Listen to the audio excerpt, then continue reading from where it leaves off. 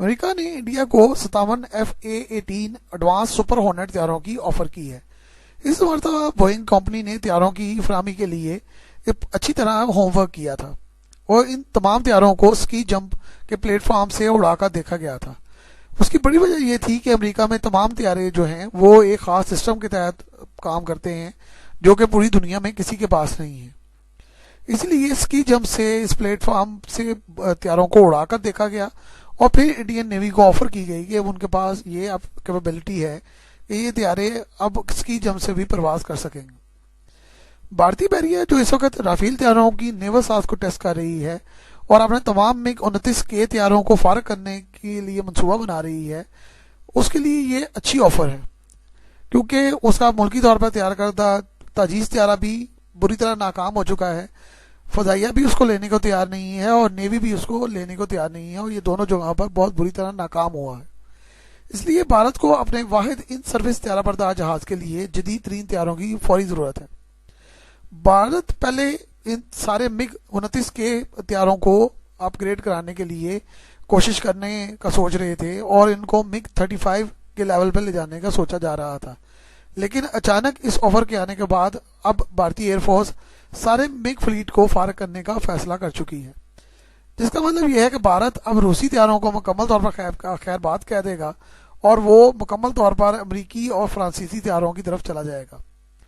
रूस जो तकरीबन पिछले 50 साल से भारत को हथियार सप्लाई कर रहा था और बहुत बड़ा सप्लायर था, उसके लिए ये अच्छी खबर नहीं है।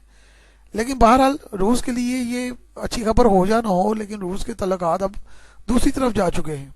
रूस अब तुर्की और पाकिस्तान को भी असला फराहम कर रहा है और इसके अलावा खलीज में भी उसका असला बहुत तेज़ी से मकबूल हो रहा है। इसलिए रूस को इस मामले में कोई फ़र्क नहीं पड़ता, बल्कि इंडिया के साथ उसके तल्लुकात पहले ही काफ़ी नीचे जा रहे हैं और मज़ीद अब नीचे की तरफ जाने का इम्कान है।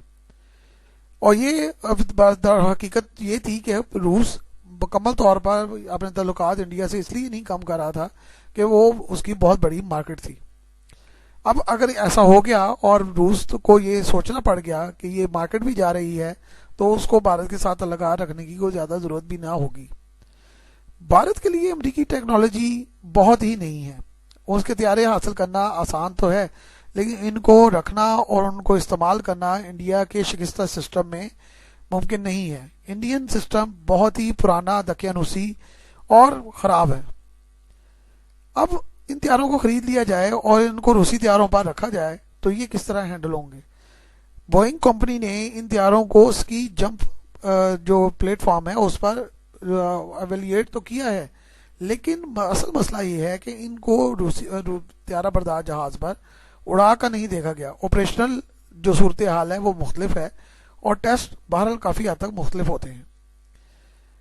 राफेल तैयारों को भी इसलिए ताख़ीर से फराहम किया गया था कि डजॉल्ट कंपनी ने इंडिया को ये कहा था कि वो राफेल तैयारों को हासिल करने से पहले वहाँ पर ऐसी सहूलतें पैदा करे जो कि राफेल तैयारों को रखने के लिए काफ़ी हों, क्योंकि जो इंडिया में मौजूद सहूलतें थी डजॉल्ट कंपनी उसके लिए मुकम्मल तौर पर तैयार ना थी, क्योंकि वो उनके मुताबिक ये राफेल की जो कारकर्दगी है उस पर अफेक्ट करेगी। इसीलिए पहले ये कॉन्ट्रैक्ट दिया गया, तामीरात शुरू हुई और फिर फ्रांस ने इन तैयारों की फराहमी शुरू की। अब अगर अमेरिका इस तरह की फराहमी शुरू करता है तो उसको भी यकीनन ऐसी ही सहूलतों की कमी का शिकवा होगा और ऐसी सहूलतें इंडिया में पैदा करने के लिए कम से कम 5 से 7 साल चाहिए। अमेरिका के एक वफ्द ने चंद साल पहले हिंदुस्तान एरोनॉटिकल का दौरा किया था और अपनी हुकूमत को यह खुफिया रिपोर्ट दी थी कि अमेरिकी स्टैंडर्ड और अब भारतीय स्टैंडर्ड में 20 से 25 साल का फ़र्क है। ऐसे में अगर जो इंडियंस हैं वो $15 बिलियन के तैयारी खरीद लेते हैं तो आप सोचिए को उनको रखने के लिए इंडिया में सेटअप ही नहीं है, तो इन $15 बिलियन के तैयारों का वो कैसे इस्तेमाल कर पाएंगे। इंडिया में भी ये एहसास पाया जाता है कि वो इस मामले में पीछे हैं और ये भी एहसास पाया जाता है कि ट्रंप इंतज़ामिया जिस तरह उन पर मेहरबान रही है वो हो सकता है कि जो बाइडन की इंतज़ामिया उन पर उस कदर मेहरबान ना हो। अगर भारत पर पाबंदियां किसी वक्त भी लग गई और भारत को किसी वक्त भी जो है वो नाकामी का मुंह देखना पड़ा तो सूरत आज अक्सर तौर पर बदल कर रह जाएगी। अमेरिका पिछले 5 साल में कई मरतबा इंडिया को ये ऑफर कर चुका है कि वो उससे F-15EX, F-16 ब्लॉक 70 या FA-18 एडवांस सुपर हॉर्नेट खरीद ले। अब ये मामला जो हैं वो इतने आसान नहीं हैं। इन तैयारों को कई बार एवेल्युएट किया गया और वहाँ पर ऐसा सिस्टम है कि वहाँ पे एवेल्युएट करना बड़ा आसान है इंडिया में, लेकिन वो तैयारों को खरीदने में कई कई साल लगा देते हैं, बल्कि कई दहाइयाँ भी गुजर जाती हैं। राफेल, ग्रिपन, यूरोफाइटर, इन सब तैयारों को वो एवेल्युएट कर चुके हैं और इनको ना तो रिजेक्ट किया गया है ना ही अप्रूव किया गया। अब राफेल तैयारे की कारकर्दगी और सुपर हॉर्नेट की कारकर्दगी में जमीन आसमान का फर्क है। सुपर हॉर्नेट बहुत ही शानदार तैयारा है और राफेल से बहुत बेहतर तैयारा है, लेकिन फिर वही मसला आ जाता है कि भारत इन तैयारों की टेक्नोलॉजी को हैंडल कर भी सकेगा या नहीं, क्योंकि इंडिया पिछले 55 सालों से रूस और फ्रांस से ही टेक्नोलॉजी खरीदता आया है। अब उनके वहां पर ऐसी कोई तरतीब मौजूद नहीं है जो कि इस नई टेक्नोलॉजी को हैंडल कर सके। फिर सारी जो 70 साल से इंडिया यही दावे करता है कि वो मेक इन इंडिया जो है वो हथियार खरीदेगा, बनाएगा और चलाएगा, लेकिन ये सारे दावे जो हैं अब तो मुकम्मल तौर पर गलत साबित हो चुके हैं और ये बहुत बड़ा सबूत है कि इन अमेरिका जो है वो उसको हथियार फराहम कर रहा है, और क्योंकि वो मुल्की तौर पर तमाम प्रोजेक्ट्स में नाकाम हो चुके हैं। उनकी एविएशन की इंडस्ट्री मुकम्मल तौर पर बैठ चुकी है। ताजीज़ तैयारों को इंडियन फजाइया और नेवी दोनों ही रिजेक्ट कर चुके हैं और ये तैयारे जो उनमें इंडक्ट भी किए जा रहे हैं वो सारे के सारे वक्ती तौर पर दुनिया को दिखावे की खातिर किए जा रहे हैं, क्योंकि तैयारों की इंडियन एयरफोर्स को बहुत ही शदीद ज़रूरत है।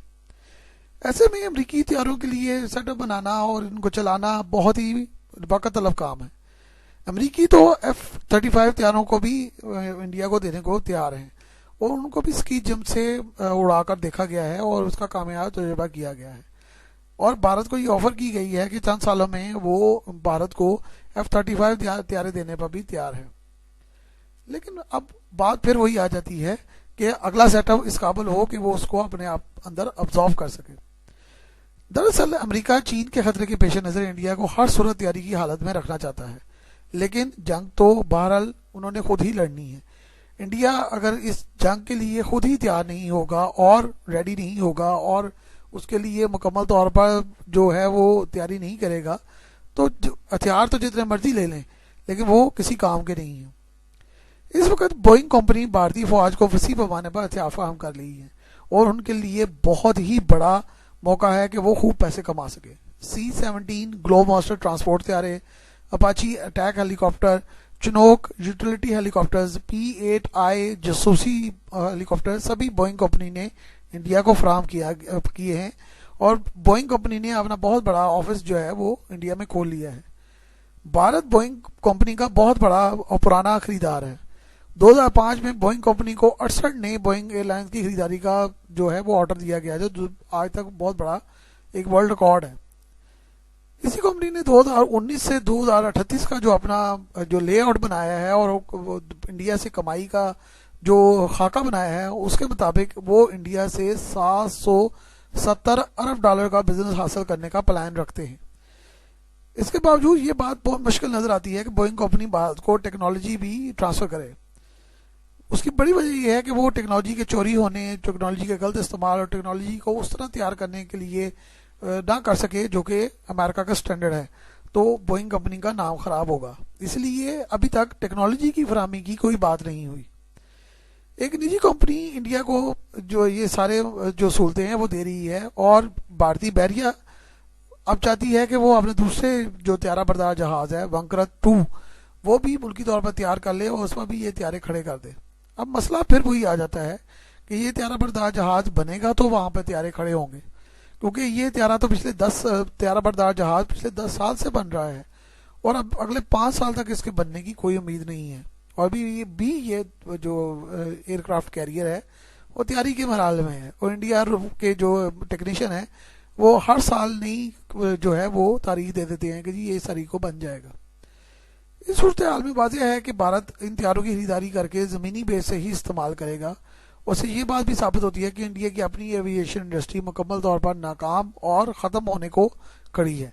जिस वजह से इंडियन हुकूमत को अब ये मुसीबत बन गई है कि वो अपनी एयरफोर्स को जदीद बनाने के लिए दुनिया से जहाज खरीदे। अपने खराब सिस्टम की नाकामी के पीछे वो सारा कुछ जो बर्बाद कर चुके हैं उसको किसी हद तक ठीक करने के लिए दुनिया में से जहाज खरीद कर अपनी एयरफोर्स का बरम रखने की कोशिश करें।